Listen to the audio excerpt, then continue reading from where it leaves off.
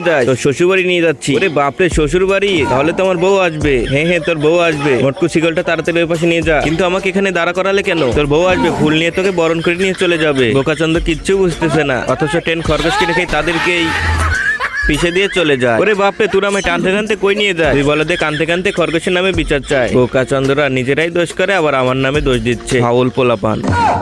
বোকাচন্দ, তোকে আমি একদম শেষ করে দেবো। আরে ভাই, আমি কি করছি? আমার তো কোনো একটা কথা শোনো। বোকাচন্দ, তোর কোনো কথাই শুনবো না আমি। তোকে আমি একদম শেষ করে দেবো। তুই সাদিয়াকে প্রপোজ করেছিস, ও আমার গার্লফ্রেন্ড। কত বড় সাহস! বোকাচন্দ, আমি তোকে শেষ করে দেবো। আইডিয়া, তোর আইডিয়ার মাইরে বাপ। এই তো ধরে ফেলেছি। বোকাচন্দ শোন, সাদিয়া হচ্ছে আমার, কারণ সাদিয়া এখন আমাকে ভালোবাসে। কিন্তু আগে তো আমায় ভালোবাসতো। আগে ভালোবাসতো, ওটা আলাদা বিষয়। তো এখন আমি কি করবো? তোর জন্য আমার একটা বুদ্ধি আছে, দাঁড়া 1 মিনিট। তখন খরগোশ গর্তের ভিতর থেকে একটা হেলমেট নিয়ে আসে। এই হেলমেটটা আবার কিসে? এই হেলমেট পরলে তোর গার্লফ্রেন্ড তাড়াতাড়ি আসবে। ও মা, সত্যি নাকি? এই নে হেলমেট পর। আরে বাস, চারপাশে তো সবকিছুই সুন্দর। টাকলা, আমার কাছে একটা জিনিস আছে যেটা তোর গার্লফ্রেন্ডকে গিফট করলে খুবই খুশি হবে। কি বলিস? দে দে দে। বন্ধুরা, আজ আমি এটা আমার গার্লফ্রেন্ডকে দেবো।